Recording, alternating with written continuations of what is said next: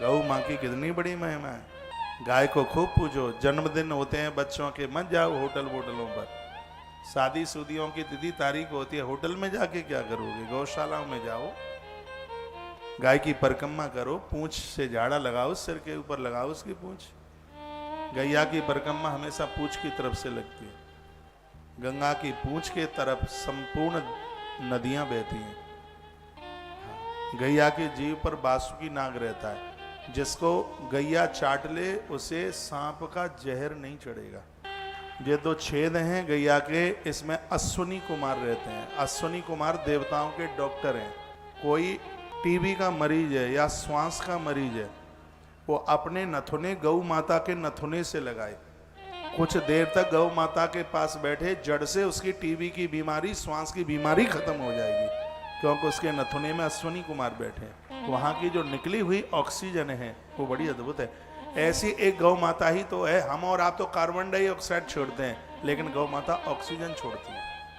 People का पेड़, बरगद का पेड़, कदम का पेड़, नीम का पेड़, ये जो वृक्ष हैं ये ऑक्सीजन लेते हैं और ऑक्सीजन ही छोड़ते हैं। ऑक्सीजन आपकी कार्बन डाइऑक्साइड को वो ले लेते हैं, हम और आप छोड़ते हैं तो कार्बन डाइऑक्साइड छोड़ते हैं। लेकिन ये जो वृक्ष हैं इनमें पर्याप्त मात्रा में ऑक्सीजन की छोड़ने की वो ताकत होती है।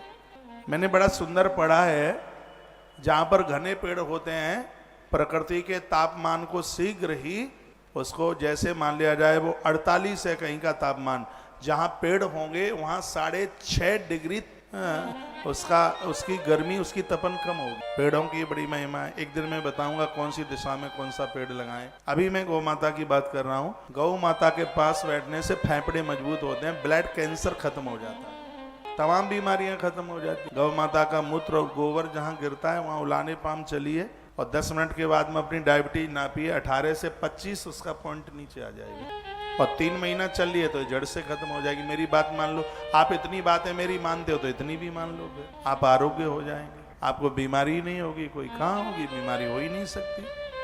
आज हर तीसरा व्यक्ति, आज हम और वो श्याम जी सुबह इस बगीचे में घूम रहे थे तो मैंने ऐसे ही पूछ लिया, डायबिटीज ठीक ठाक है क्या? पंडितों को ज्यादा हो जाती है।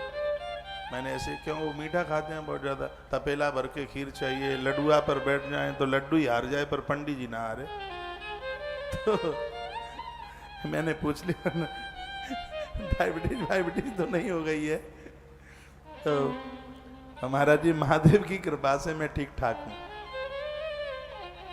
तो मैं ऐसे ही इस बगीचे में मैं सुबह घूमता हूँ, भगवान की कृपा से मैं तो स्वस्थ हूँ, प्रभु कृपा से। लेकिन मेरे सब मित्रों को हो गई डायबिटीज। ये वक्ता कथा, एक तो कोई नाम नहीं लूँगा, एक दो कहते हैं महाराज हम तो मरे। क्या हो गया? 450 डायबिटीज है, इंजेक्शन लगाना पड़ता है, इंजेक्शन लगा करके आते हैं, 1.5 घंटे से ज़्यादा कथा ही नहीं कर पा रहे हैं, बाथरूम जाने को चाहिए, चक्कर आते हैं, परेशानी होती है। तो देखिए, हमने कहा थोड़ा घूमते घूमते होगा, घूमने की मत का, वो हमारे बस का काम नहीं है। वजन 117 किलो है, घूमा नहीं जाता हमसे, टहला नहीं जाता, दिक्कत हो रही है। पहला सुख है निर्मल काया। मैं आप सबको कहूँगा अपने स्वास्थ्य के ऊपर तो ध्यान दीजिए।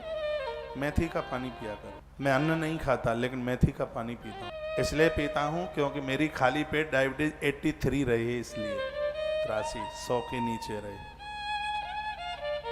मैं नीम की पत्तियाँ खाता हूँ क्योंकि अभी तो हमने शुरुआत करी है, अभी तो बहुत काम करने हैं, और डायबिटीज तो 1000 बीमारियों को जन्म दे देती। कोरोना काल में वो लोग बहुत गए जिनको डायबिटीज थी, उनको तो वैक्सीन भी प्रभावित नहीं कर रही थी जिनको डायबिटीज थी ज़्यादा। तो चटोरी जीभ को रोकिए, मीठे में है डायबिटीज, मीठा खाने से डायबिटीज बढ़ती है। सुबह आप जिस घास के ऊपर ओस पड़ी है, आप 20-25 मिनट आप घूम लें। हमने लोगों के ऊपर इसको चेकअप किया है। आप घूमने से पहले अपना डायबिटीज चेक करना और घूमने के बाद करना, 18 से 25 पॉइंट नीचे आ जाएगी सिर्फ घूमने से। 20 मिनट घूमने से इतना असर पड़ जाएगा।